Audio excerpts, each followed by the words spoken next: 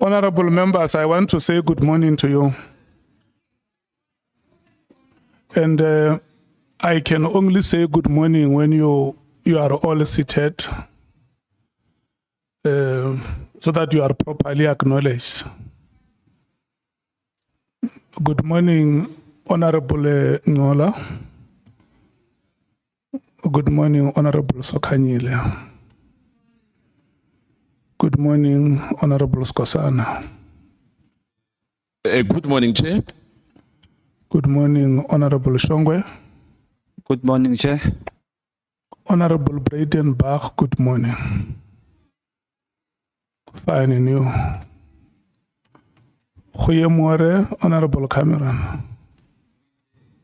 Wukhandet. Good morning, Honorable Kola Barnett. Good morning, Honorable Topper. Good morning, Honorable Sols. Honorable James, good morning. And let me extend my warm greetings to you, Honorable Adams, SC, and your team. Good morning. Good morning, Honorable Chair. Good morning, Honorable Mathale. Good morning, Chair. Morning, Chair. Good morning, Honorable members. Honorable Deputy Minister Mathale, good morning to you. Morning, Chairperson. Good morning to you, the staff of Parliament, under the stewardship of Dr. Thuli, members of the media who have joined us. Good morning, the staff that is giving support to political parties represented in Parliament. I want to welcome you and thank you so much for your presence here. Honorable members, we are going to commence with today's proceedings. Senior Counsel, may I check with you if the witness who is appearing before us has been properly served and is the witness that we have been expecting? Good morning, Honorable Chair, Honorable Committee members, my parliamentary colleagues, media, and everyone else in the room. Thank you. Today we present to you Mr. Cassel Mathale, who is the Deputy Minister of Police, or one of two Deputy Ministers. We've consulted with him, drafted his statement. He's had his statement vetted by his legal team who's sitting behind him, my colleagues at the back of him.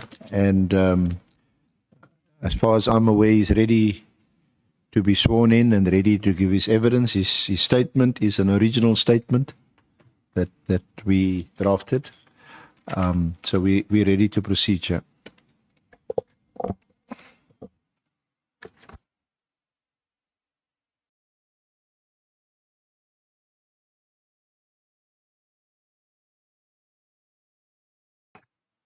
Thank you so much, SC. I just want to run through the following apologies.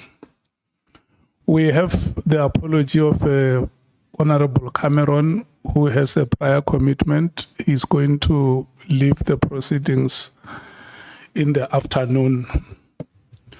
We have the apology of Honorable Sangoni, who has a parliamentary commitment. Honorable members will know that she is chairing a portfolio committee of Parliament. They have a scheduled meeting today. The apology of Honorable Mchunu, who will join the proceedings later. The Chief Whip, if he's not the member entering the committee room now, I just wanted you to know that he was going to join us a bit later, and Honorable Malema will also join us in due course. You remember, we have given you the apology of Honorable Vessels the last time he's not going to be with us for a period of about 2 weeks, starting from that day,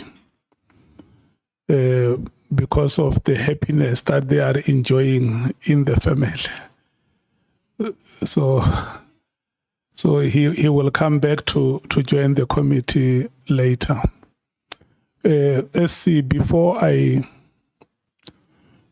administer oath on our witness, I want to make the following declaration. The witness that is here is Honorable Cassel Mathale, the Deputy Minister of Police in the Republic of South Africa. I know him very well, Honorable Breitenbach. I worked under him at the ANC provincial office in Limpopo when he was the provincial secretary there. And when he became the premier in 2009, he appointed me as the MEC for Cooperative Governance, Human Settlements and Traditional Affairs. And so in 2011, there was a provincial conference there where he was re-elected as the chairperson. And at that conference, I was elected provincial secretary. So I'm declaring it because it's not a secret. It's a relationship I'm proud of.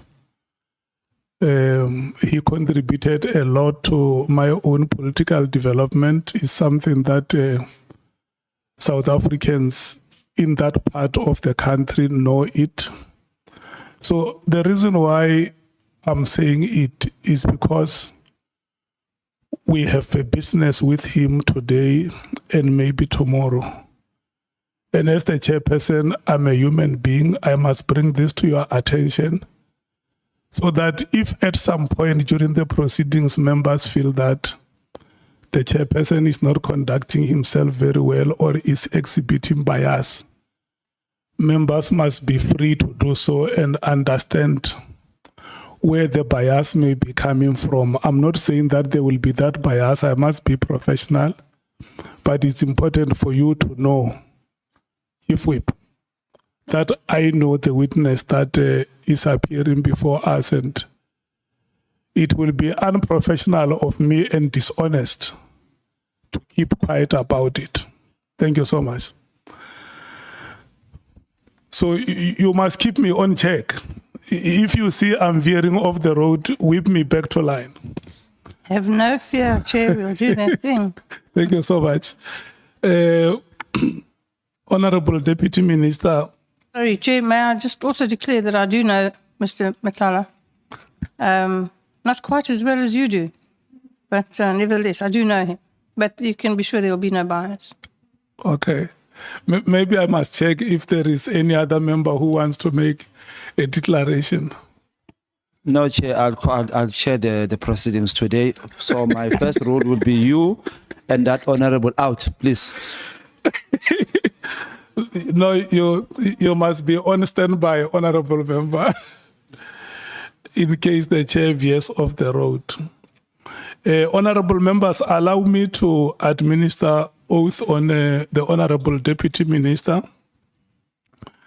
Honorable Deputy Minister, let me say the following, or let me read the following, that you have been invited to appear before this ad hoc committee which investigates allegations that have been made by Lieutenant General Nhlanhla Mkhwanazi. You have been invited to provide information to this ad hoc committee in relation to those allegations, so as to help the committee on its oversight work and investigations. The allegations include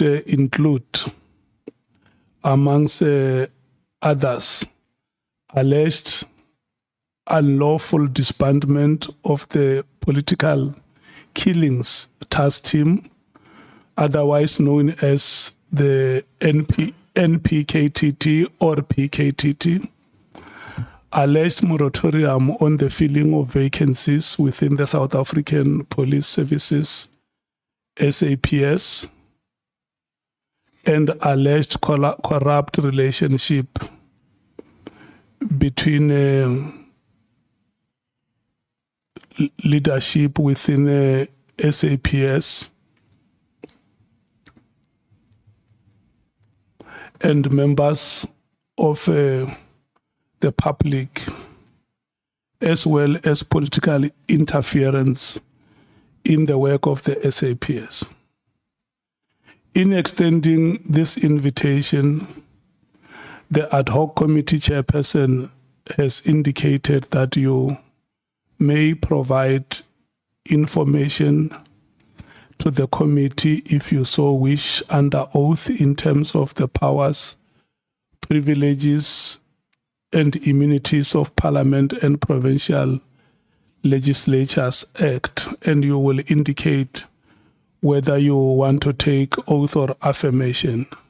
We want to bring to your attention that, or we want you to be informed that by law you are required to answer questions fully and satisfactorily. And these are the questions which will be lawfully put to you. Or you may also produce any document that you are required to do so in connection with the subject matter of the inquiry, notwithstanding the fact that the answer or the document could incriminate you or expose you to criminal or civil proceedings or damages. However, you are protected in that evidence that you will be giving under oath or affirmation before the House or Committee of Parliament may not be used against you in any court or place outside Parliament, except in criminal proceedings concerning a charge of perjury or a charge relating to the evidence or documents required in these proceedings. And please be aware that in terms of Section 17.2 of the Powers, Privileges and Immunities of Parliament and Provincial Legislatures Act, a person who willfully furnishes the House or a Committee of Parliament with information or makes a statement before it which is false or misleading commits an offense and is liable to a fine or imprisonment for a period not exceeding 2 years. Honorable Deputy Minister, you are required to take an oath, and then you will indicate whether you are required to take an oath or affirmation, and you will indicate which one do you elect. If you elect to take an oath, you will say, I swear that the evidence I shall give shall be the truth, the whole truth, and nothing else but the truth, and so help me God. And if you take affirmation, you shall say, I solemnly affirm that the evidence I shall give shall be the truth, the whole truth, and nothing else but the truth, and so I do. Which one do you choose, Honorable Deputy Minister? Oath. You choose to take an oath. And then would you want me to read, or you just say it? You can lead, Chair. Thank you so much. Let me read it in part. You will start by mentioning your names in full and say that I swear that the evidence I shall give shall be the truth. I, Cassel Mathale, swear that the evidence that I shall give shall be truth, the whole truth and nothing else but the truth. the whole truth and nothing else but the truth. And so help me God. So help me God. Thank you so much. SC, I'm handing over to you. Thank you, Honorable So Chairperson. we shall run until 13 hours. As you please. Thank you. And honorable members, good morning, Honorable Deputy Minister. Morning. Every time I say honorable is a bit long, so when I say Deputy Minister, please, it's preceded by honorable. Thank you.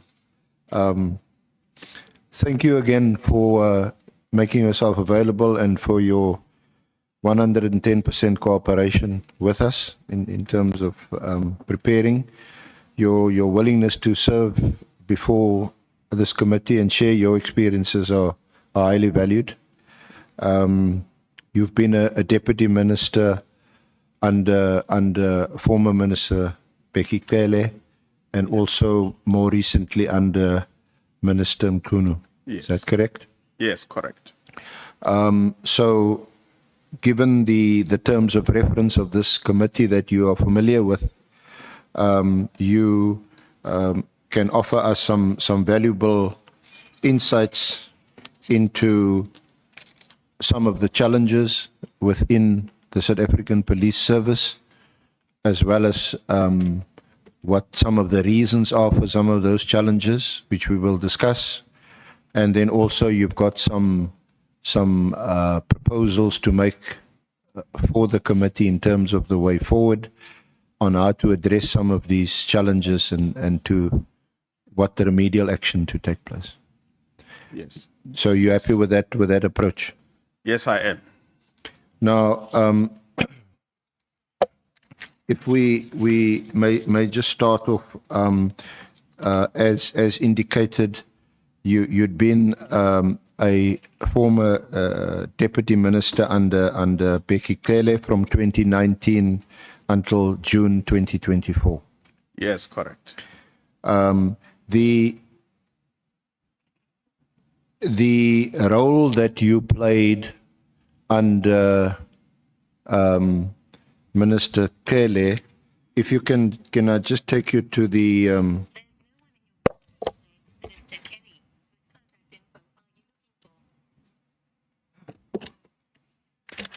that when you have these fancy watches, honorable chairs, apologies. At the back of your there's an annexure, CCM1, Yes. which is dated the 2nd of August 2019.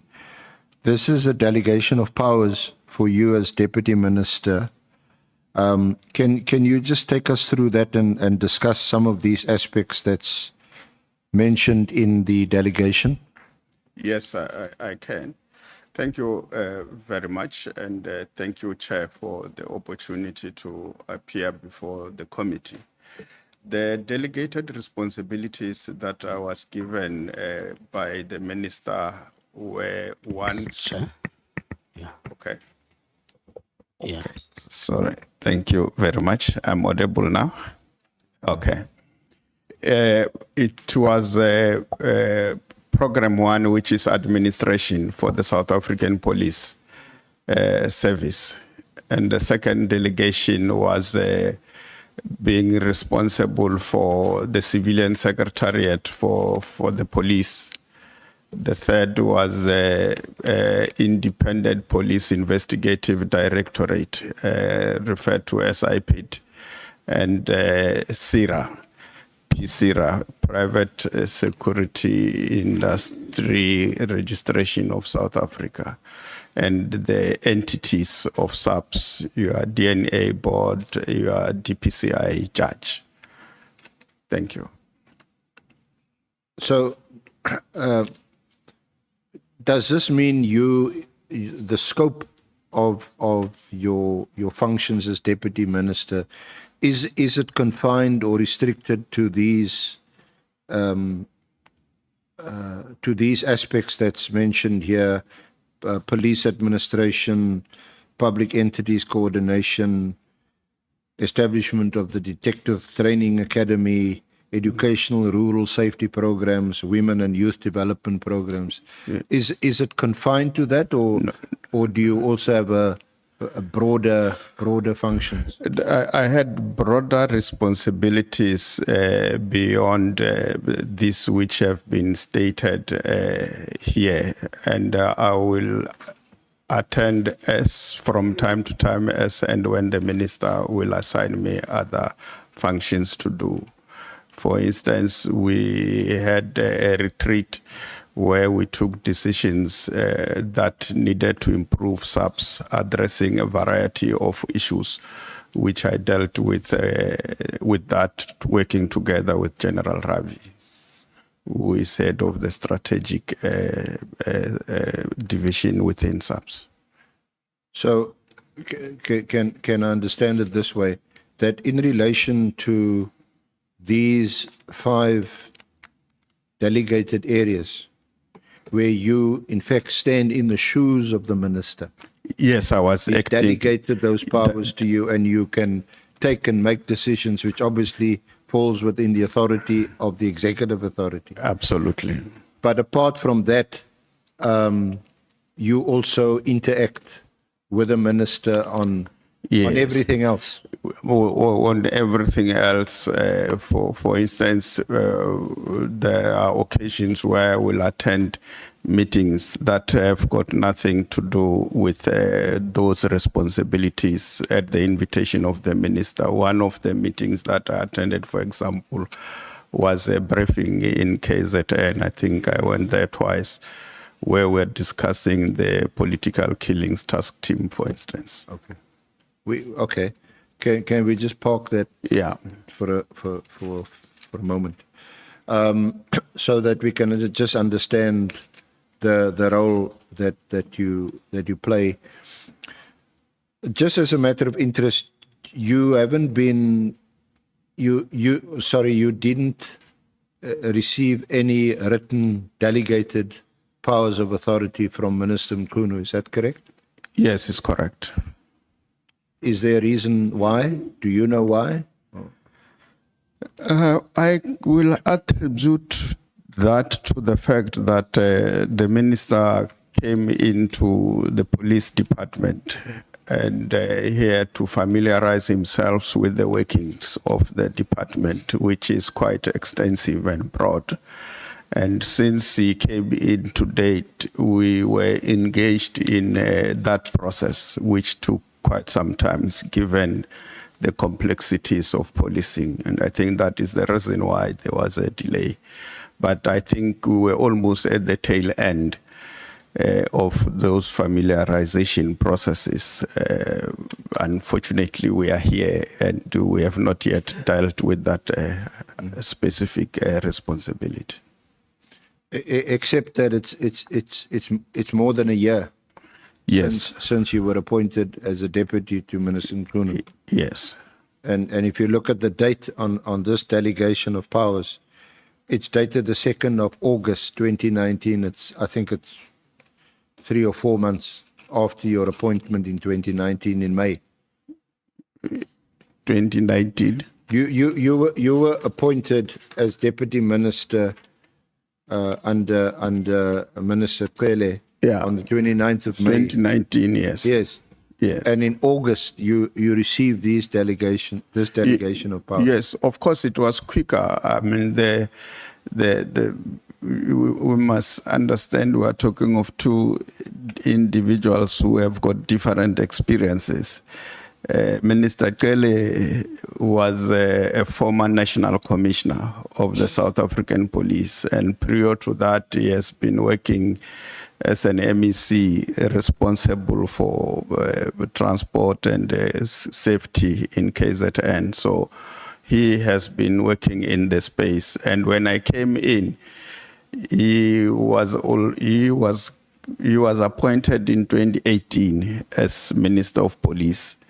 When I came in 2019, he was already in the space. So he was fairly familiar with the workings of SAPS.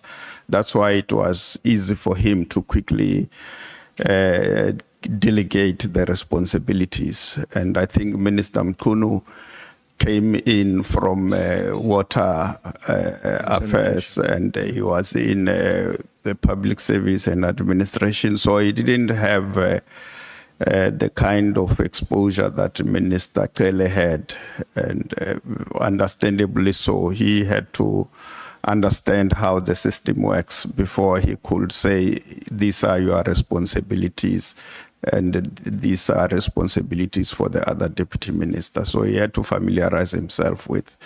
And I think he, now as we speak, I think he knows what needs to be done and what needs not to be done with regard to delegation of powers. I can attribute the delays to that.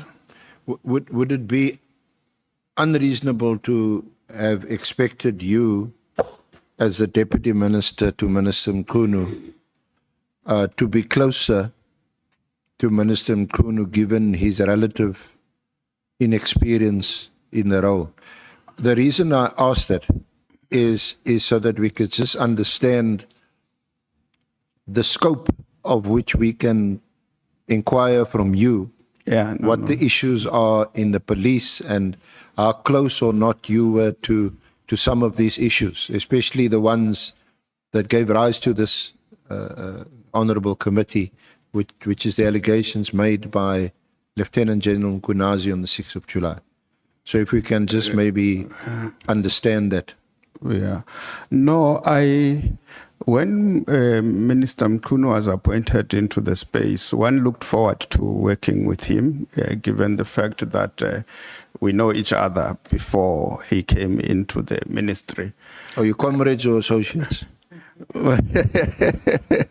He is a comrade of mine. He was a provincial secretary of KZN at some point, and I was provincial secretary of Limpopo, though he came later on when I was almost about to exit as a provincial secretary, and he became chair of KZN, and I was chair. So we fairly know each other politically. He's my comrade, and I was happy that he came into the space, so we could start from where we last ended. And I did everything within my ability to be very helpful to him and the team. And it was not only me who was providing that support to him. I think he also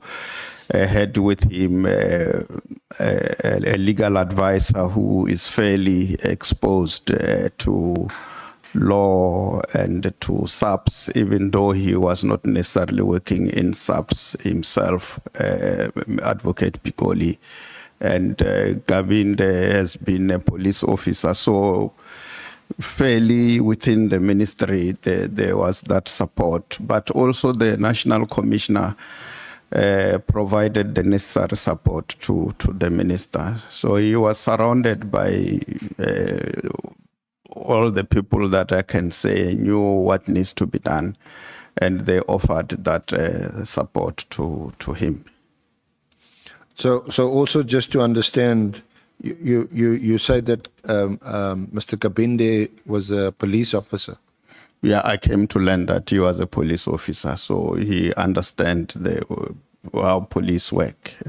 I presume he does have that understanding. Do you know that he also worked in IPID? I also learned about that, yes. And we I think most of us know Advocate Piccoli. He had in a previous life been the National Director of Public Prosecutions. Yes. So in terms of the legal framework and so on, I suppose that was a help. Yeah. But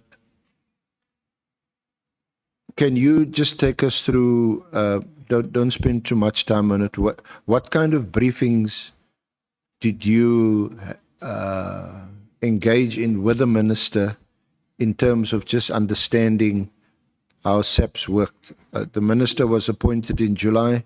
Yeah. 2024. Yeah. So say between July 2024 and the end of the year in December 2024. Yeah. We normally what police will do is to prepare a handover, and for the new minister. So he got that briefings, but from my side, I briefed him about the Department of Police, which is SAPS, your Civilian Secretariat for Police, IPID, CIRA, DPCI, and the entities that are there. And that we have the commissioner, the deputies and the provincial commissioners who have been working fairly well with. And of course, I did say that we are not a perfect institution. There are challenges, but these are men and women that I believe we can make our own contribution to the fight against crime in the country.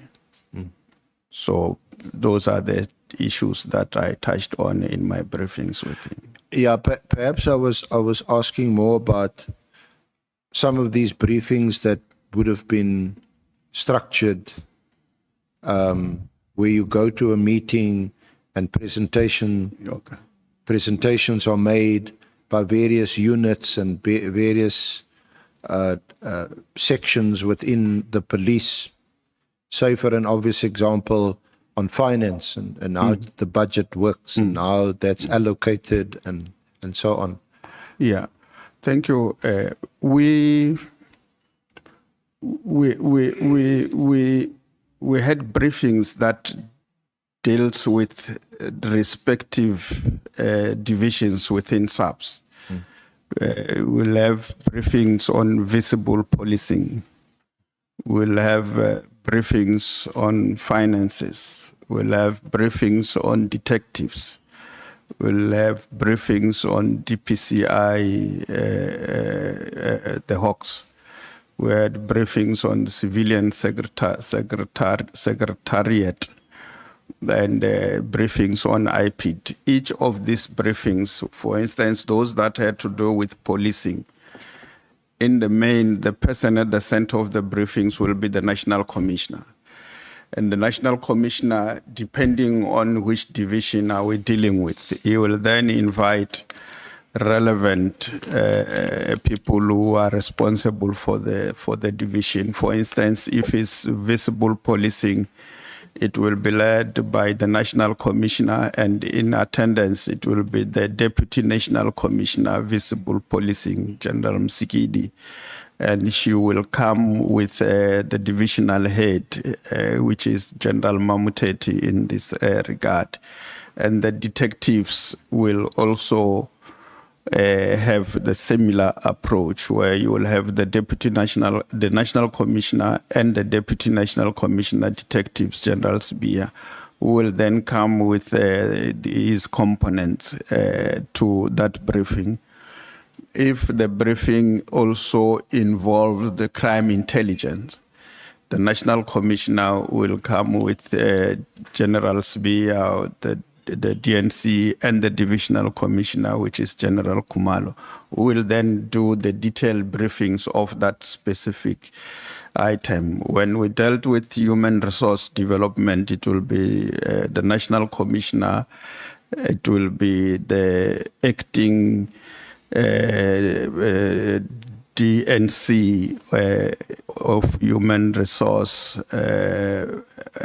and then it will be the Divisional Commissioner who is responsible for that space.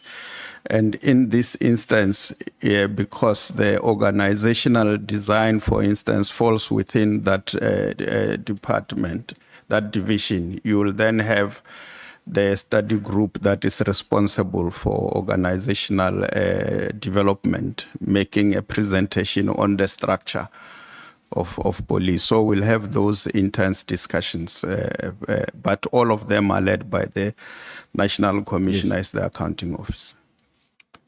And obviously during those briefings, there'd be questions and answers and interaction, exchange of views and things like that. Now, what would be of particular interest would be the briefing on organizational design, the organizational structure, and so on. That is where you discuss the various components within the police and so on. Was there any specific focus on any of the dedicated task teams? We know within SAPS, and in fact you must confirm with us whether some of these task teams still exist, like for example child trafficking, abduction, mining, extortion. These are task teams that we know were established. Yeah. To your knowledge, do they still exist? Yes, they do. Now, those task teams, and of course you know where I'm heading, the political killings task team. If you discuss the organogram and the organizational structure, they wouldn't necessarily appear on the board or wherever the president. No. Yeah.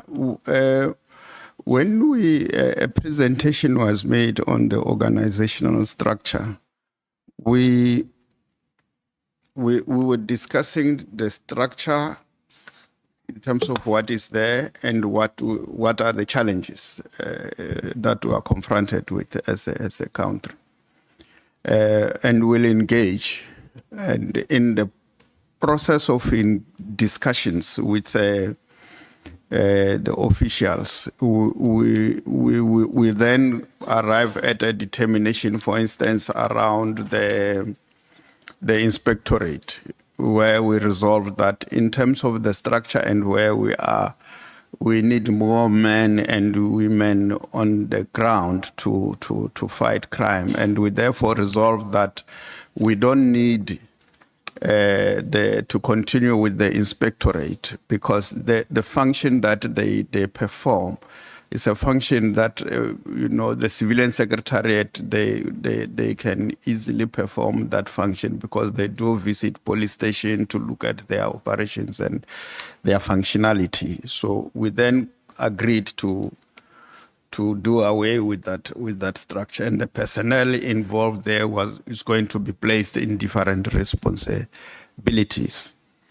And beside that, we looked at visible policing. We had a division of visible policing, and when we discussed it, we came to the conclusion that yes, it's a necessary function, but the way it is structured, we also need the capability to put boots on the ground to deal with crime. And therefore, it will assist us greatly if we can separate visible policing and operational response, which were made one. And we then separated them. And we said, if we can structure ourselves in this way, we can become more effective in dealing with the problems or the challenges that we're confronted with. So broadly, that is how we discussed the new organizational structure, which was signed off, I think, this is somewhere this year, May. I'm not sure of the exact date, but it took a while to finalize, because you must consult with the unions and everybody concerned until you all agree this is the structure that you want to have. Was there any discussion about integrating or reintegrating some of these task teams into, for example, murder and robbery? Because that is the one category component that you have. Yes, we did talk of strengthening murder and robbery, because that's our biggest problem. You have many people who gets killed in the country. One which it creating a lot of problems, like the killing of traditional leaders. The House of Traditional Leaders have had engagement with us around that matter. So, and it's that and the killings that are taking place in the country, the Cape Flats, we have been here, communities are complaining about that. So we felt we must strengthen murder and robbery unit so that we can become effective in terms of the investigative capacity of our detectives around murder-related crime in the country. Can you recall when you discussed organizational design, organizational structure, and would the political killings task team, would that have been specifically highlighted? Would it have been specifically mentioned, or was it just mentioned in passing? Well, it might have been mentioned in passing because we didn't in the organizational structure discuss political killings because it's a task team that was established to deal with a specific problem. Here we're talking about a structure that must define policing in the country. So just in relation to the political killings task team, you were appointed in May 2019. Yeah. And you probably know by now that the interministerial committee was established by the president in May 2018. Mm-hmm. So just over a year later, you become a deputy minister. When was your first experience of the political task team? What do they do? How do they operate? Who's in command, etc.? When I first became part of a meeting, it was somewhere in KZN where a meeting was convened, and I was. I'm sorry. Maybe put the mic up. Yeah. Then you can sit a bit back. I was invited to a meeting in KZN where a briefing was done by the political killings task team. The interministerial committee of this team was taken mainly from the JCPS cluster ministers. The Minister of Justice and the Minister of Police were part of this ministerial committee, and they below them were the operatives, where you had detectives and the prosecution authority comprising this team, which one might call a multidisciplinary team, and it also included the DPCI in that. So that was the team and how it was composed. The interministerial committee was the one that was politically responsible for the team in the 6th administration. Mm. Would you, these interministerial committee meetings, they weren't frequent. They would be at most twice a year. Yeah, no, they were not frequent. Yeah. Would you attend these meetings? I have attended 2 of them that I can recall, yes. In your capacity as a deputy, or do you actually stand in for the minister? I went in with the minister per his invitation, and of course, if the meeting is convened in his absence, then he will ask that I should attend. But what I recall are 2 meetings that I attended with him. And at these meetings and the ones that you attended, you'd get a briefing from the political killings task team. Yes, the operatives will be there and they will brief us about the work that they are doing. Is that where you know Lieutenant General Mkhonazi and Lieutenant General Khumalo? I think maybe at the time he would have been a brigadier general. Well, Lieutenant General Mkhwanazi, I've known him before I went to attend the meeting of the PKTT. Yes, Khumalo, I met him for the first time there when I went to KZN, and there was a briefing and he was in attendance. And what was your experience of them briefing you and telling you what they're doing, whether they're achieving any success? Well, the effectiveness of the team is not in question. They did an excellent job. Since they were instituted, there was progress around killings of activists, what one might call political killings that took place. There were progress. In fact, the effectiveness has never been an issue that was questioned within the space. And when you said it was never in question, it never rose at all in your discussions with former Minister Cele? No. That question was never asked. Beyond question.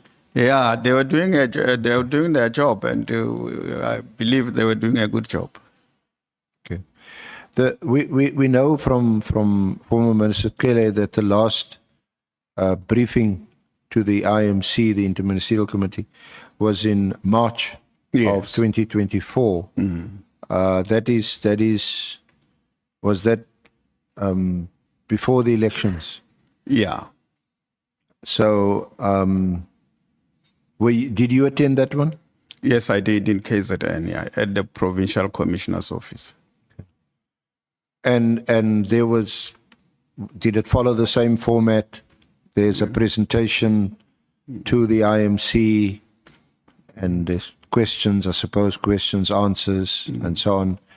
And what was your feeling when you left that meeting as far as the political killings task team is concerned? Well, the meeting went well, and I didn't get an impression that there are problems around the team. I think everybody was happy with what was presented and what they were doing. Okay. So, just to continue along that narrative, since it's also our focus, then we have the elections, and Minister Mchunu is appointed, and Minister Cele is disappointed. But we know, of course, why was he's given an explanation why he wasn't appointed. He was too low on the list or something like that. But what was your reaction to the appointment of Minister Mchunu? Well, as I said earlier on, I was happy that he has been appointed minister, and that I was appointed deputy minister, and I was grateful that somehow the universe was aligned, that even though I have lost General Cele, whom by then we were working extremely well together, but I was given somebody else that I knew and that I've worked with, and I believed that we were going to make a good team. Did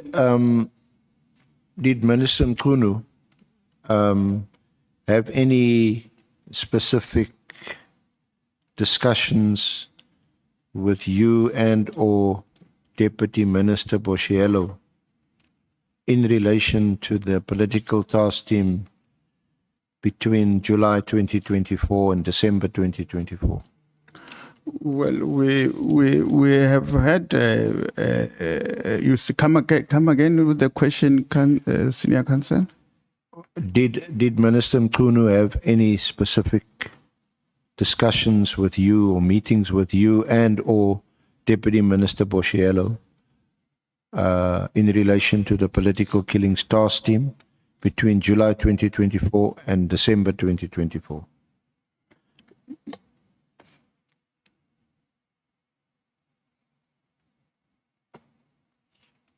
Yeah. Okay. No. I thought you were having a conversation. We have had discussions around the structure and the need for us to handle things in such a manner that we strengthen our capacities, so that you don't have to create task teams to deal with specific challenges, because we will have developed that capability within the police to deal with the challenges that we are confronted with. And it is in this context that the issues that we discussed around the PKTT took place.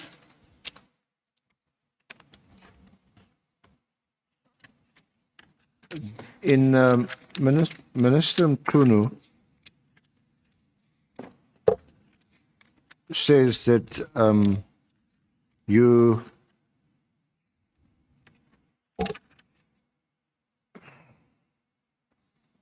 can you recall having a meeting specifically with Minister Mchunu in November of 2024? Yes,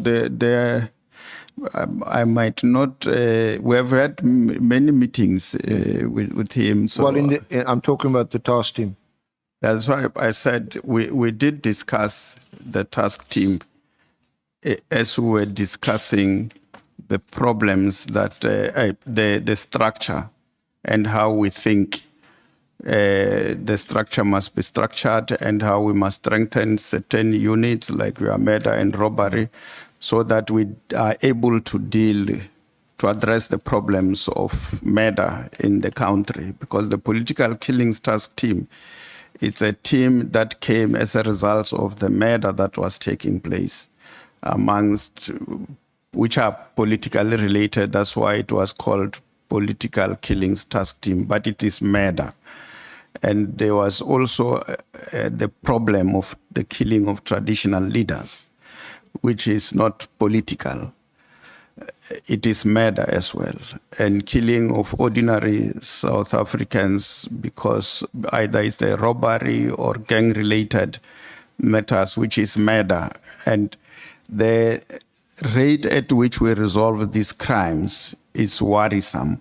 Hence the need to strengthen the unit that deals with murder and robbery, so that we are able to resolve any murder that takes place in the country. And in that context, then the issues of the task team like political killings came into the discussion. Minister Mchunu says in his statement at paragraph 84, and I think we have made these statements available to you and your lawyers. On the 21st of November, I convened a meeting with the Deputy Ministers of Police to discuss the various allegations against and other identified challenges within the SAPS. A decision was taken at that meeting that I would meet with Lieutenant General Masimola to raise these concerns and engage with him on the same. Yeah, we have had discussions and we have agreed on various occasions that there are issues that the minister should engage with the national commissioner and process them so that by the time they come to us, they will have processed those issues. In some instances, it was a meeting with the Minister of Police in the absence of the National Commissioner. And in other instances where the issue of the two of them interfacing, they were both present. In the presence of the Minister and the National Commissioner, I have said so on more than one occasion that the Minister and the National Commissioner must process things. There are certain things that the two of them must process before they come and discuss with us, because it does not assist for us to go into a meeting sometimes with other deputy national commissioners and divisional commissioners. We discuss issues that they should have found each other on before coming to engage with us. So yeah, there are many instances where we have had meetings and agreed that the two of them must, from time to have engagement outside ourselves, because the absence of that will lead to misunderstandings amongst them, which can create a problem for us. And we are here now, I think, because of that. But I don't hear you say, and I certainly can't recall hearing Minister Mchunu say that those meetings, those engagements focus specifically on the political killings task team. Yes, we have had a meeting where specifically we discussed that. I'm not disputing that. Because he then goes on to say that on the 22nd of November, he met with General Masimola, with the deputy ministers, that's yourself, Lieutenant General Sabia, and all the provincial commissioners present. But he says the purpose of the meeting was also to discuss the ministry's deep concerns about the elevated murder rate, the escalation of firearms, including illegal firearms, drugs, and GBV plus F issues. Yeah, correct. We have had that, such a meeting. Yeah. Okay. At these meetings that you held in these briefings, did the minister at any stage give an indication that he's either not happy with the task team or that he intended to have it disestablished? Yeah, he did raise that matter, that it must be de-established, and we had discussions around that. When would that have been? I can't recall the exact date.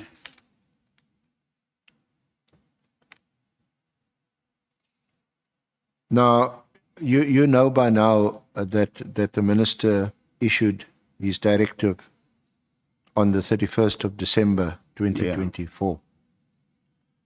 Yeah. What was when did you first learn about the directive? On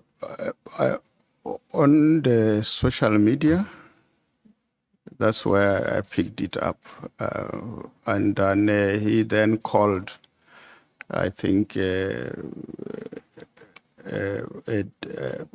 was it, I'm not sure whether it was the first or the second, but early January, that the letter that is circulating, he wrote the letter, because I thought it's fake. Is that the usual way you learn about what the minister decides or has decided, that you learn about it on social media?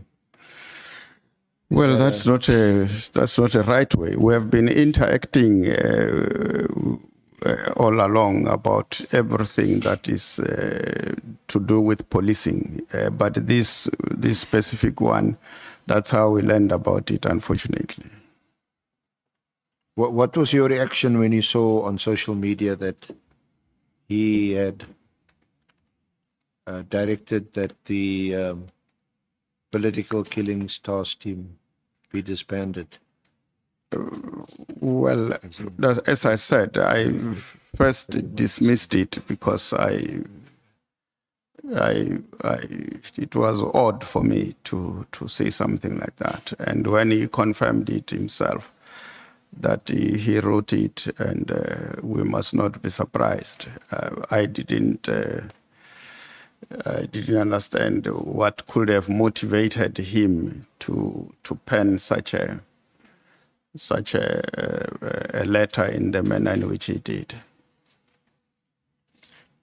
When did you first see the full text of the letter? I'm not sure of the exact date, but yeah, I saw the full text. It was early January though, still, and I read it, and I had a problem because the way it was written, it was very difficult to comprehend how that is going to be realized, the content of the letter, because it was saying that the PKTT is disbanded with immediate effect. And that a close-up report must be submitted or a plan by 20 January, and then a close-up report by the end of the month. It was not practical to do those things. So how would one describe your reaction to seeing this directive? Shocked, surprised? It was unusual. Baffled? It was unusual. And I mean, it was not exciting. It was just problematic, yeah. You because you also saw, and there's been, I don't know if you want to add your interpretation to the word immediately. You saw that in the letter. Yeah, I saw that in the letter. And I think you may have said that you found that to be I've said it's problematic. Yeah, if something is immediate, is immediate. It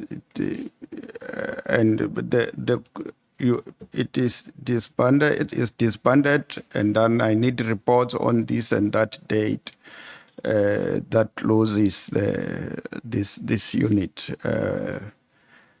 It was problematic. Now you had worked with the minister for at least half the year, from July to December, and you've also known him in another capacity, as a political ally, comrade. When you saw the text or read the text of the letter, what was your sense? What was your impression? Is this the way he communicates?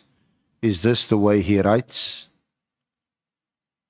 Look, it was very difficult to really put my thoughts together as to what was happening to him to craft the letter in the manner in which he did, and at the time that he did. I don't know what was going through his mind and the circumstances that he was in when he penned the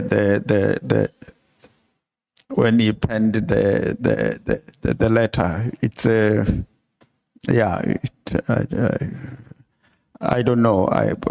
Of course, he has said so to you here that he was seated at home, and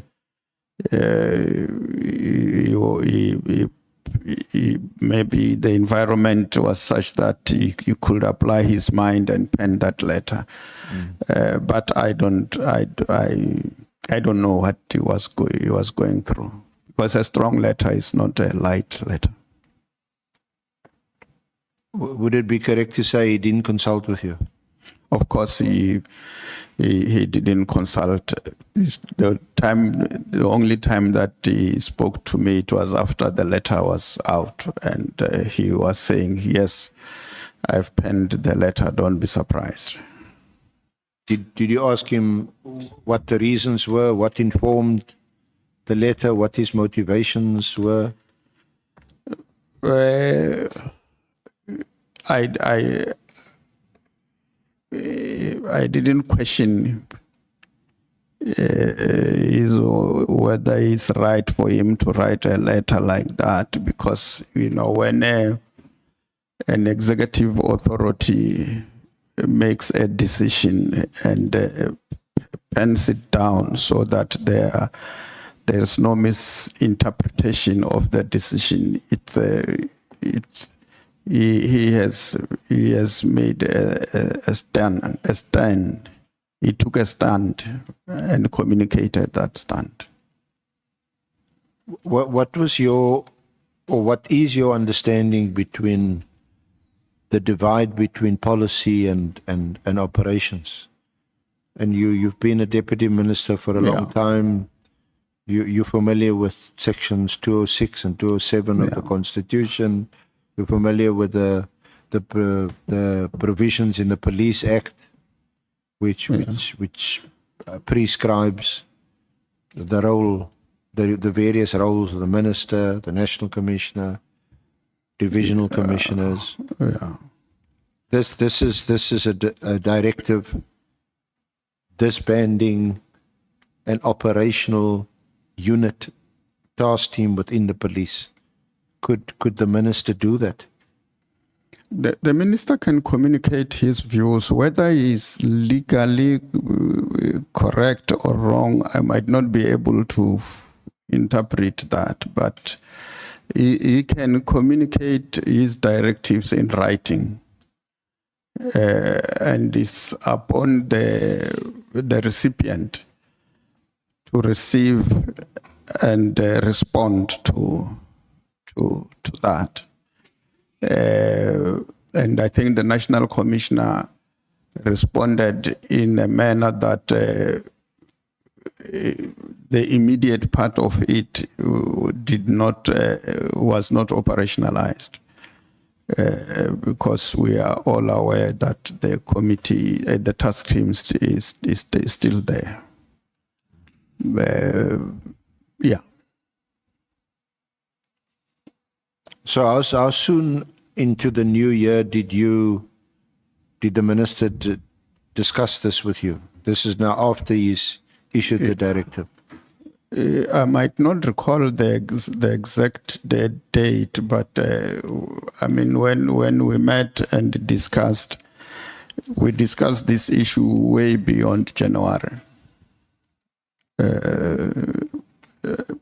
That January has come and gone, and the PKTT has not been disbanded. But like I said earlier, that there were discussions around this. For instance, I remember a discussion where the issue of General Khumalo came into being, that as we are strengthening crime intelligence, it will be appropriate that he focus on crime intelligence, and probably the National Commissioner look at getting somebody who can full-time attend to the PKTT. Yeah, you do mention, and you'll see at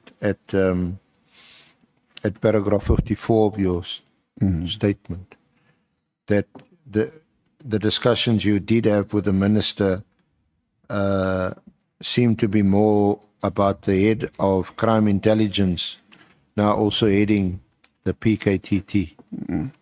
Yeah, because that was the case. Even now, because that decision has not been made, that is still the case. But one was of the view that if we were to be true to what we are saying, it will be appropriate that Lieutenant General Khumalo be allowed to pay special attention to crime intelligence because he is responsible for that. And we get some senior officer, either a major general, to take up the responsibility of heading the political killing task team. Because even Khumalo, by the time he was heading it, he was a major general before he became a head of CI. But there was never any talk of disbanding or disestablishing the task team. Well, the earlier discussions that came that the unit must be done away with, there was a discussion around that. There was, because we were saying let's strengthen murder and robbery, and all murder-related cases be dealt with by the murder and robbery unit. But you can't remember when that discussion took place. Was that before the directive? Before the letter, yes. Before the letter. So let me come back to then what was your reaction when you saw the directive? The letter? Yes. No, the letter. I'm saying that the letter came as a surprise to me, particularly the immediate disbandment of the unit and the dates that were set there. That to me was a problem, because the people who can be able to say we think we can close up this through this particular process are the operatives themselves out of an engagement. Were you aware of the fact that the people in charge of the operations of the PKTT, General Mkwenazi and Lieutenant General Khumalo, that they had not been consulted about the disestablishment of the task team? Well, because the discussions we were having with the National Commissioner for that decision to ultimately be implemented, it will necessarily need the engagement of all the role players. Yeah. But don't you think that the minister should have consulted with them? They're the people directly involved. Yeah, that's what I'm saying, that the ultimate dissolution will have to take place after interacting with all the relevant role players. And this includes them. The task team itself, was there any doubt in your mind that this task team was operating legally within the prescripts of SAPS, within an allocated budget, and falling under the authority of the National Commissioner, ultimately? Yeah. I never doubted that. Did the minister ever mention to you or indicate to you or give you any idea that actually this political task team is not operating legally? Yeah. Well, the discussions around this, it was not based on the legality of the unit or not, because that was never in question. I don't remember a meeting where we discussed that the team is illegal or something like that. That never arose.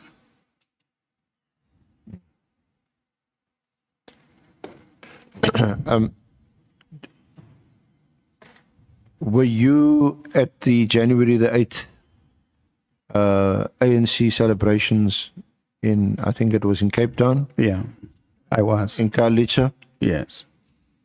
Did you discuss this directive with the minister at that gathering, or maybe even with former Minister Taylor at that gathering?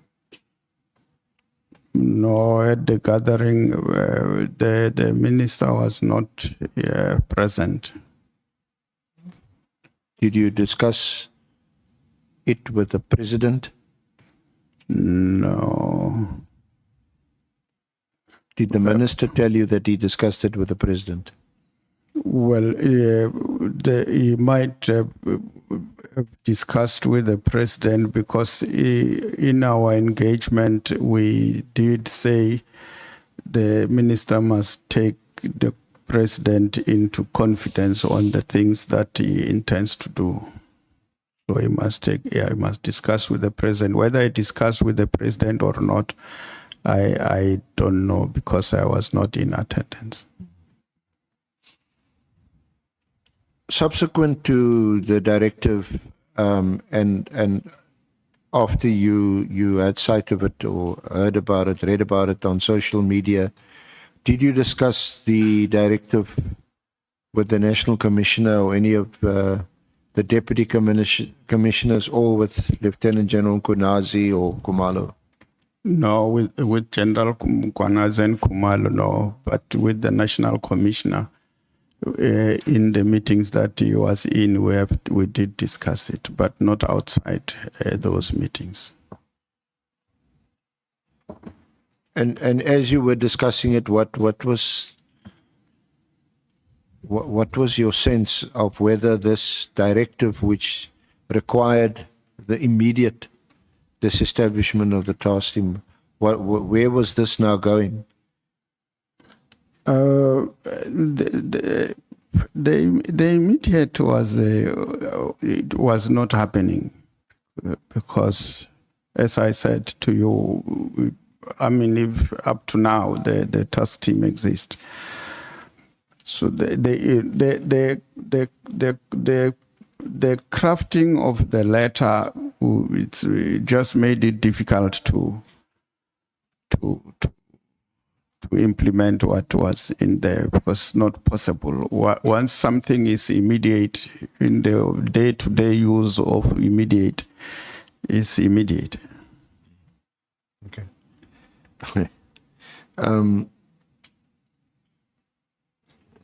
And the other aspects of this directive, that the National Commissioner must have a report ready on the 20th of January. Did you know whether that was done or not? There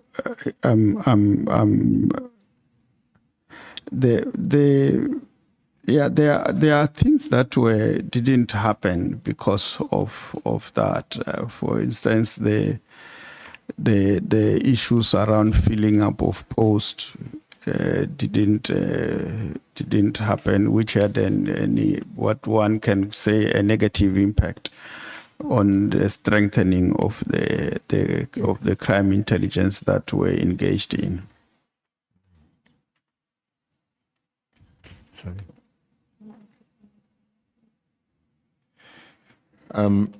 So you weren't privy to the report which the National Commissioner gave to the Minister. I think it was on the 22nd of January. On the close-up report. Yes. Well, most of the reports the National Commissioner and the Minister discussed them in our presence, but I'm not sure which specific report you are referring to. Yeah.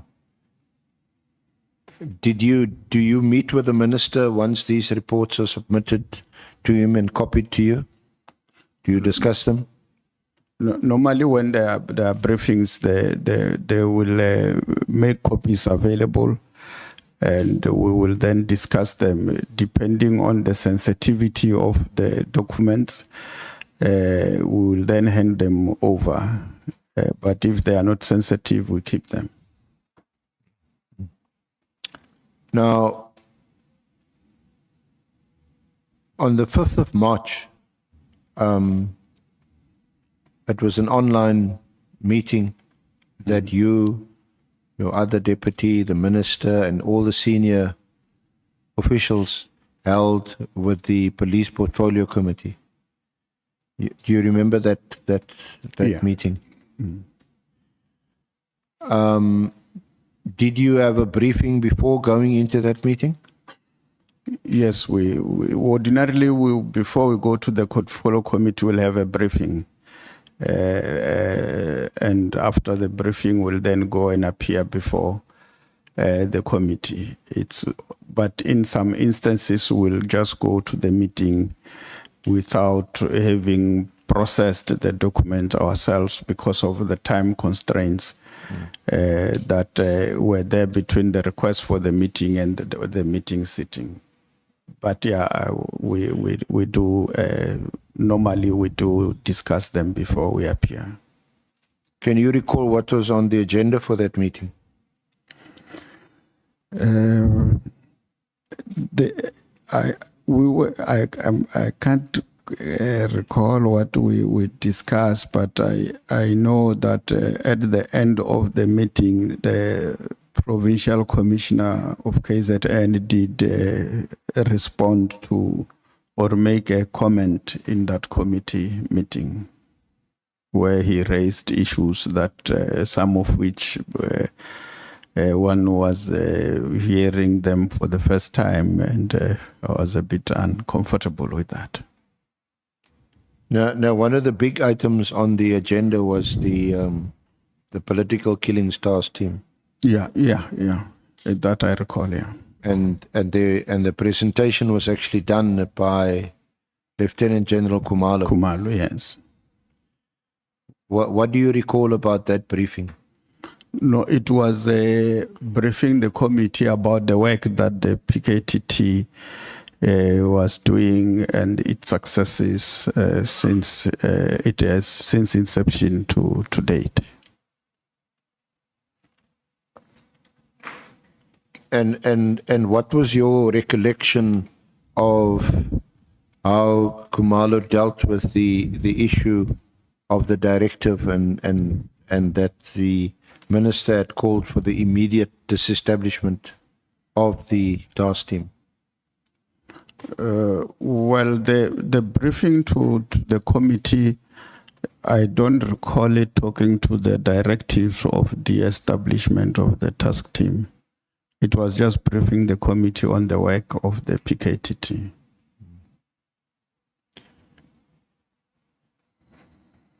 And can you recall more or less what Khumalo said about, is the team being disestablished? Has it been disestablished? Because it's now on the 5th of March. The directive of 31 December 2024 said it must be disbanded immediately. Yeah. No, that's why I was saying that the briefings and what happened vis-a-vis the letter were two different things, because here we are briefing the committee on the work that the PKTT is doing. It was not a report that was saying the PKTT is being de-established. Were you surprised by that? No, I was not surprised because we were there, we're briefing the committee, and I was part of the briefings, even though it was done by Khumalo. But he was doing it on behalf of all of us. But were you not surprised that you didn't hear them talk about the immediate disbandment of the PKTT? But he was talking about a transition or a phasing out approach. No, I was not. Okay. And then you also heard Lieutenant General Mchunu speak in that meeting. Yes. Do you recall clearly listening to what he had to say and that he was not happy with the state of affairs surrounding the task team? Yeah, he raised issues and including what he has a problem with about people who seems to be having the ear of the minister, who seems to be having more information than what other people have.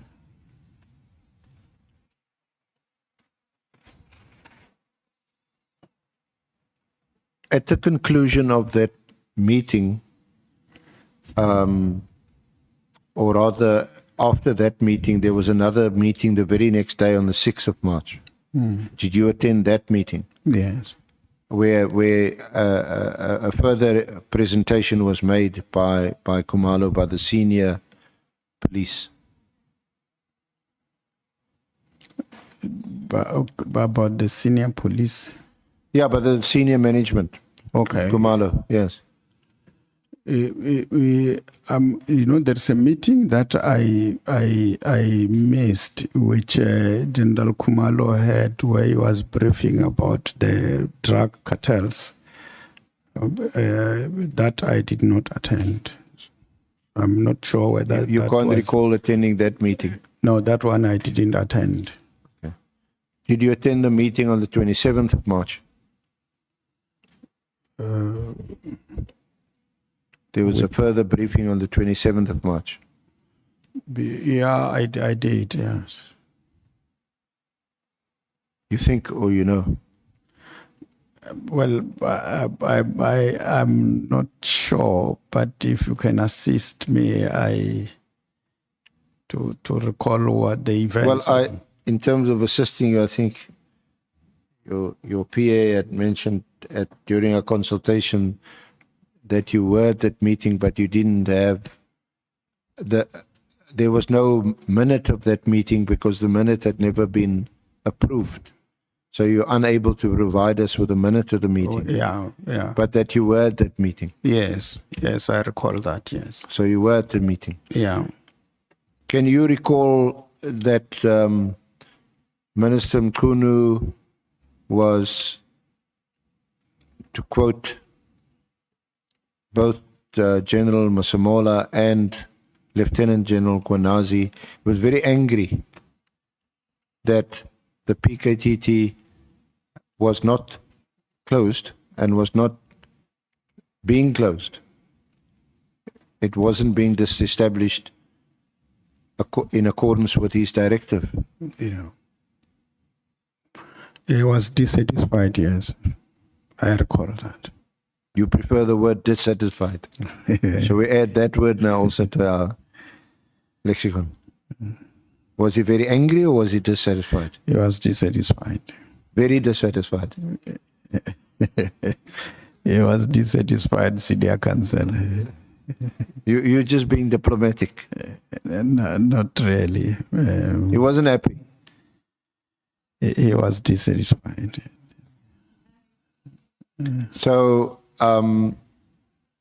because now we at the end of March, the directive is end of December, and I suppose this is what you almost predicted or thought at the time when you saw the directive, that this is not going to happen. Yeah, the directive is the way the note was crafted was problematic. So we are in March now. We are in October. We are still in the same situation. Yeah. Can you recall what the reaction was of the minister's chief of staff?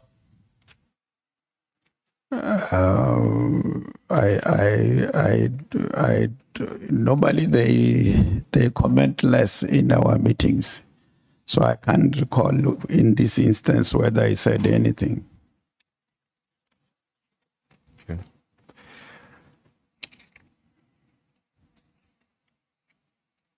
Now, when you were deputy minister to former Minister Kele, Can you recall who the senior officers were that were heading the organization? The National Commissioner, Divisional Commissioners, section heads, and so on. Yeah. Yes, I do. Are you able to name them? Yeah.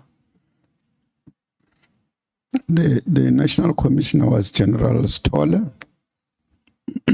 Excuse me. The head of Deputy National Commissioner Detectives was General Mfaze. May his soul rest in peace, because he has since passed on. And you had Deputy National Commissioner Policing, General Masemola. And Deputy National Commissioner Human Resource, General Vuma, who is currently under suspension. Yeah. And crime intelligence? When I arrived there was General Jacobs, who was later removed. And then General Kumalo came in. Yeah. But Kumalo came in later on. But it was General Jacobs during Stoller's time. But he left that responsibility while General Stoller was still in the service. What was Minister Cele's relationship, or your relationship with former National Commissioner Sithole? Well, my relationship with the minister was excellent. Of course, I didn't know what it would be like when I was appointed there, because I knew him at a distance. But when I came to work with him, we established a good working relationship. Maybe I should say I don't have problems with working with other people. Mm-hmm. I acclimatize easily. Mm-hmm. But of course, the relationship between the minister and General Stoller, it was not okay, because at some point, I think General Stoller had to leave SAPS. Yeah. And General Masemola? General Cassel and General Masemola related very well. And I also relate very well with the National Commissioner. Mm-hmm.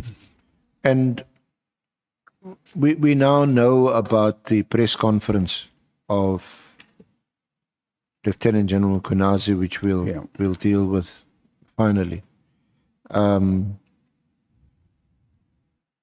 Did these issues or problems highlighted by Lieutenant General Mchunu, did they manifest in that period when you were Deputy Minister under Minister Cele? No, we never experienced that posture from General Mchunu. But of course, when I was listening to some of the proceedings here, even though I didn't follow everything, there was an indication that he wanted to engage with the minister. But that platform was not provided. And I guess that is what might have motivated him, because he couldn't get an outlet to raise his issues, to do what he did. Because one gets the impression that that what Lieutenant General Mchunu highlighted in his media briefing on the 6th of July had been there for quite a long time, and had been simmering and festering within SAPS for a long time, and had now come to the fore to the extent that he found it now unacceptable. So it's not something that just arose on the 5th of July and now he's having a media briefing on the 6th of July. I think if he was given the opportunity to engage with the executive authority, probably will not have arrived where we are. There have been differences of opinion even when Minister Kele was in the space. Police did not necessarily see things the same way, but it never went to an extent that one of the officers could want to vent their frustrations, the manner in which General Mkhwanazi did. And the differences that he spoke about, I'm convinced that should he has been given an ear, there should have been a way to manage what we find ourselves with. In fact, the interface between the executive authority and the accounting officer, if it was stronger, we would not have arrived here. But we've heard evidence, we heard the evidence of Lieutenant General Mkhwanazi. Here we've also heard his evidence at the Matlanga Commission that his press conference on the 6th of July was a last desperate attempt to highlight these issues. He has done so. He's tried to do so. We know of a WhatsApp that he sent to Minister Mchunu on the 4th of April, where he implores the minister to meet with him. In fact, meet with him, would meet with the National Commissioner, the deputies, Sabia, and also with a man by the name of Brown Mahotsi. And the minister responded and say, okay, I acknowledge receipt of your WhatsApp and I'll revert, I'll get back to you, and he never did. What do you do in that instance? That's why I'm saying that if he had been given an audience, I think would not have been here. But because he didn't get an outlet, we thought it would be right for him to do what he did. I'm not saying it's the right thing to do, but I think it could have been avoided. Yeah, I mean, if we look objectively at the events, he's always been heading this political task team, isn't it? Ask his? Lieutenant General Mkhwanazi. Yeah. He's always been, that's his project.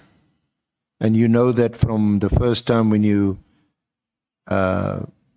interacted with the Interministerial Committee, the presentations done by him and Kumalo. I don't know whether it will be correct to say that is his project. It happens to be in KZN. But I can say is the president's project because the president initiated a process that led to the formation of this team. And obviously the team is established in a province. And in a province, we have got a provincial commissioner who then is responsible for policing matters in that province. And the political task team being established in KZN, which is under the jurisdiction of the Provincial Commissioner General Mkhwanazi, is logic that he has to oversee that. Maybe in that context you can say it's his baby, But that does not remove the fact that it's a presidential intervention to a problem that was confronting our people in that part of the country. Yes, I think we accept it's common cause that it was a presidential initiative, but it was then operationalized. Yeah, And ultimately, the National Commissioner would have been responsible for of that. course. But the person we know who was at the forefront of this Yeah. was Lieutenant General Mchunu. Yeah, He appointed Kumalo as the project leader. yeah. But I think why I mentioned this, I don't think we need to spend any Yeah. more time on it, is that the Minister Mchunu, never consulted Lieutenant General Mkhwanazi, Yeah, given his prominent role on the task team, before he issued a directive to disestablish the team. Senior Counsel, even if that was not the case, but if he has reached out wanting to ask for a meeting, why not? You give him, you grant him that. We meet with people not because of their position, but because they request for a meeting. Then you accede when you have time to do so. Okay.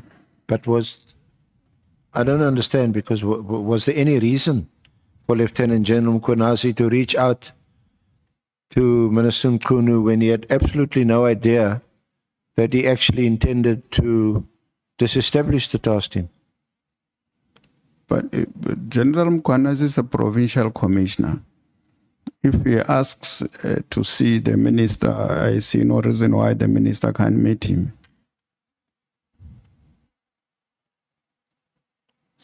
But for what purpose? I mean, he would meet with the minister and the national commissioner in relation to matters generally affecting KZN. If he was the provincial commissioner there, they would meet perhaps at some of these briefings you referred to. Yeah. But if he's got no idea that the minister actually wants to disestablish the team, why would he specifically request a meeting with the minister? Oh, General Mkhwanazi. Yes. Well, I don't know why he wanted to meet him, but from the clip that I heard you play here, he was asking for a meeting, and I'm saying he should have been granted the meeting. No, that was after the directive. I'm not sure whether we misunderstanding each other. Okay. The WhatsApp he sent was on the 4th of April of 2025, Yeah. which is just under 4 months after the directive. Before that, he didn't ask to speak to the minister specifically. Okay. He obviously didn't know what was going on in the minister's head, but about this task team. Okay. Because you seem to indicate, well, maybe the media briefing on the 6th of July was a step too far and was a bit too drastic, because he should have raised these issues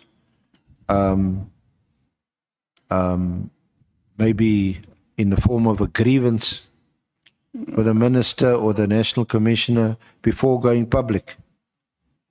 Well, because he says he did that because he didn't get the opportunity to raise the things that he wanted to raise with the relevant people. Yeah. Yeah. He said it was a last resort. Yes.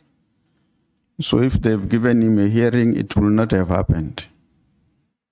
But do you accept that he had done what he could to address these issues before going public? Yeah, I accept that. You do. Yeah. Now, there was a WhatsApp. Go to paragraph 11 of your statement. Sorry, is it? No. Oh, sorry. Is it not in the statement? Yeah. I think we shared a WhatsApp with you that was exchanged between General Sabia and a deputy minister. It's not clear, Yeah. or maybe you can tell us, is that a reference to you, or is it a reference to your colleague, Deputy Minister Boshielo? It's dated the 16th of October 2024. And it reads as follows. Good afternoon, DM. I don't know if that's a reference to Deputy Minister, Deputy Minister Mashale. No, it just means a deputy minister, and it can be any deputy minister, not necessarily. Well, the question is it you? Was it you? No. You don't know. Maybe if you look at the contents, and you can tell us whether you're aware of this. A source has indicated that CI, that's crime intelligence, has procured new spyware equipment to the value of 13 million rands over the past weekend. The equipment was sourced from China and did not follow the normal processes. E.g., minister needs to sign for anything above 10 million. Furthermore, it was reported that this equipment was obtained on the instruction of former Minister Becky Cele. Therefore, only a handful of individuals are privy to the details of the procurement and its usage. They include the current DivCom, the Secret Service account head, and supply chain head, and a tech specialist. It is believed that the usage of said equipment will be for political purposes, targeting ANC leadership. And his comments, DM should take note of the above and exercise vigilance with any type of electronic communication, such as cell phones, emails, etc. Then there's also a mention of Comrade Matabula.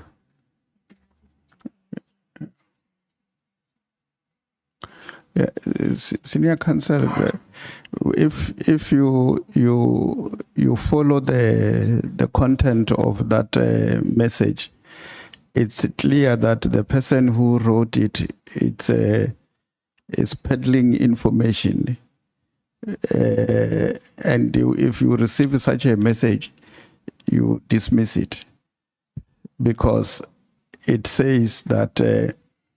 For any amount above, is it 30 or 20, 10 million, you need the authority of the minister. There's no such a thing. There's no such a thing. The minister has no role in procurement. Whether it's for 1 cent or for whatever amount, the minister have no opinion.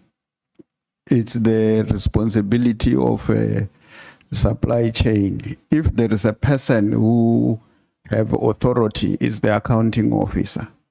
So you can see that the person who wrote that thing have no clue, and you can take that information and approach the National Commissioner, for instance, with it.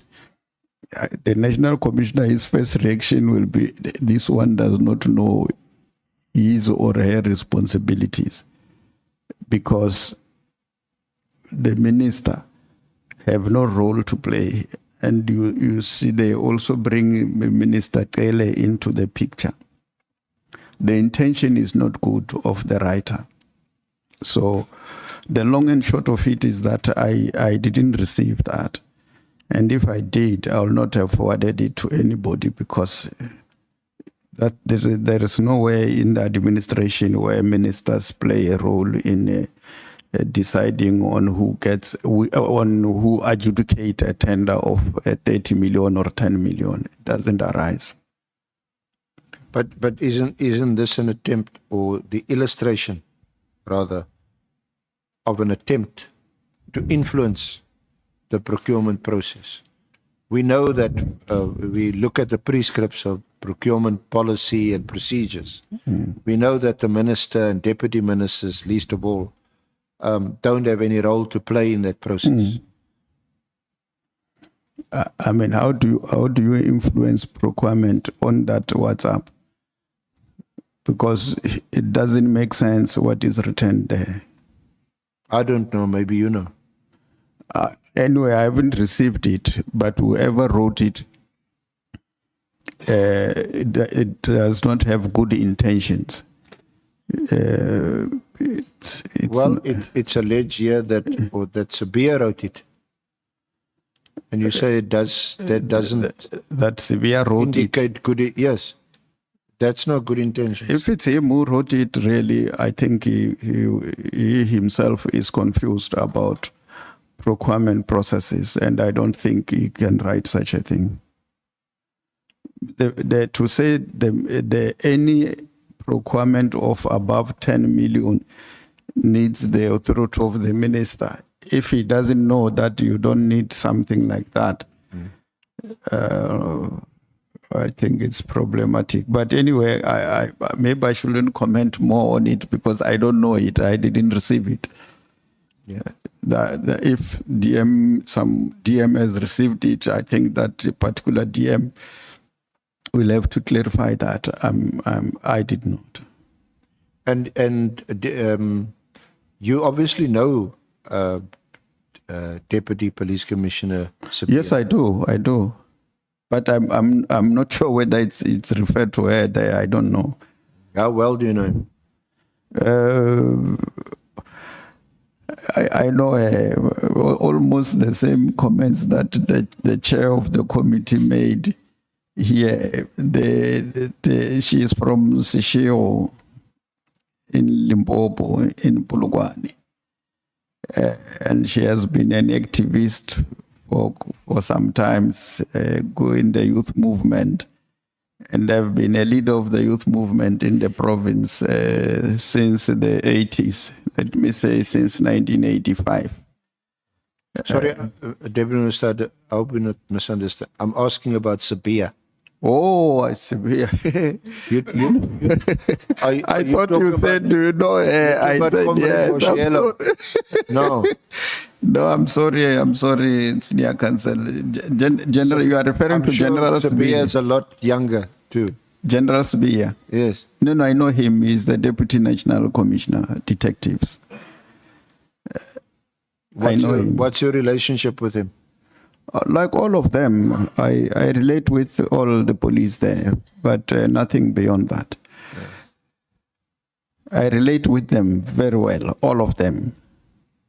There is not a single officer that I don't relate with, all of them. And of course, I relate with them in terms of their ranks. Their chief is General Masemol, and the rest follow behind that, including provincial commissioners. I relate well. Like I said with you here earlier on, I don't have difficulties in working with people. If I'm given a task to work with anybody, that makes me to work under somebody or as somebody senior to that person, I don't have problems in working with people. And Brown Mchunu? Brown Mchunu, yeah, that is one that I don't know. I don't know that one. I've heard about him with these things that is happening, but you didn't see him there on January the 8th. January, there were many people there. If you don't relate with a specific person, when there are many people, there is no way that you will know who this one is. So I don't know him. I have never met him. Let me not say I have never met him, because you might find that I was in a space where he was as well, but I don't know him. And the allegation that he was he ran the president's election campaign? Well, I don't know people who were running the president's election campaign. They not generalize that. I don't know. I might know some, but generally speaking, I don't know who was doing what in the campaign. I was not in the center of the team. So the individuals involved, I don't know. Because he's quite a well-known political operator within the party. No. I think he's quite a well-known operator within the people that he works with, not within the party. Prominent people within the party. Well, Like the president. Yeah, maybe the you see, the ANC is an organization that have got all manner of people in it, and he is one of those individuals who are part of this body called the African National Congress, who do things that they are not reflective of what this organization is all about. And he can know leaders of the ANC, including knowing the president, but there is not a shred of evidence that he is ANC. He is a member, yes. He knows leaders, yes. They've influenced processes in the movement, yes. But that does not necessarily make them ANC. I recall, I think it was a week or two ago, he was interviewed. And he's a member of the ANC. But the only issue was whether he was still a current member or whether it's expired. There's no doubt that he's a member of the ANC. Yeah, look, I'm not questioning that. And I'm not saying he's not a member. I'm saying in the organization, you have got individuals who are part of this organization for motives beyond what this organization stands for. And Mchunu is one of those. And I will not say he's not a member. Even as I'm speaking now, I can't say he's not a member, I don't know. But he's that character that he is. And he's not the only one. There are quite a number of characters in there because the ANC was engaged in a program to transform this country, to create a democratic dispensation. And there were those who believed in the cause that opposes this project. And they did everything possible to ensure that it does not succeed. And these elements are still there within the broader body called South Africa. And some of them, you find them within the organization who are not necessarily for the transformation, including institutions of government. And in our space, the police were at the center of maintaining the apartheid machinery. And at the center of those were the security branch, who did not die when the new dispensation was created. And in fact, who became part of what we today call the South African Police Service. You have elements whose mandate and mission is to frustrate the democratic project. And the individuals like those, the character we're talking about, they fall in that category. But they have the same card that I have and the same card that all other members are having, but the intentions are not the same. Okay. Now, we know from the evidence here thus far that you have, for example, General Masemola, Lieutenant General Mchunu on the one side, you have Minister Mchunu, Sabia on another side. In your statement, you say you're not aware of any factionalism in Yeah. the police Yeah. services. Yeah. I maintain that rogue elements are rogue elements. In the South African police, we have men and women who serve with integrity. A week or two back, we were in this room leading a delegation of the South African police to present our annual performance plan. And of course, we were politely asked to come back the next day. We will be coming back here. I said to the chair, who incidentally happened to be the member of this committee, that yes, there are difficulties that we are going through in SAPS. But these difficulties does not mean that the South African police service is in disarray. It's intact and it's able to carry out its responsibilities. That's why we were ready and prepared to present to the committee. And of course, the chair will invite us at the appropriate date to go and present. The individuals that create problems in SAPS, in whatever form and shape, they remain individuals. They are not reflective of the organ called the South African police, but they are individuals within the South African police that are problematic. The democratic project is not supported by everybody, and you'll have elements who are against it. The fight against crime is a fight against individuals who do not want to do things the right way. And these individuals, they have got an interest in their own survival. And for them to survive, they must inflict pain to the instrument that is at the disposal of our people, in this case, the South African police.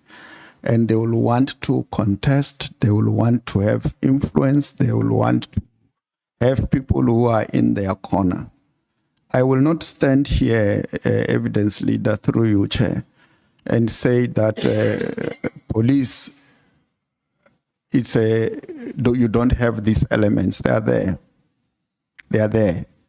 But I can't say we have got factions done. If you say there is a General Masemula, General Mkonazi one side, General Sivia and the minister one side, maybe the way you are putting it, I must agree with you that you might be having those, but those are not a definition of the South African police. Honorable Chair, perhaps we'll interrogate this a bit further after lunch to discuss what you seem to describe as just a bad apple syndrome. And if you remove the bad apples, everything's going to be okay. I'm not sure that from what we've heard thus far before this committee that it's as simple as that. No, it's not as simple as that. But maybe we can discuss it better after lunch. Yeah. Honorable Chair. How much time do you need? We at the tail end. Yeah. We at the tail end. Yeah. The thing is, I want to prepare my members so that they must know that when we come back, they should be ready with questions. That's why I want to ask you, when we come back from break, we are going to break until 2 o'clock. When we come back from break, how much time will you need to conclude It will be a maximum of 30 minutes. Let's say 30 minutes to 1 hour. No, it won't be 1 hour. It's 30 minutes. Yeah, I'm just being generous and flexible. So I want my members to be ready by 3 o'clock. Is that reasonable, members? By 3 o'clock, you should be ready. And you can see that the statement of today is not taking us 2 days. So even the time that the chair will allocate will not be 1 hour, 20 minutes. The chair will think about it, but will reasonably allocate time that will allow members to engage with the witness. Thank you so much. Let's break and come back at 14 hours. Thank you. Thank you, Chair.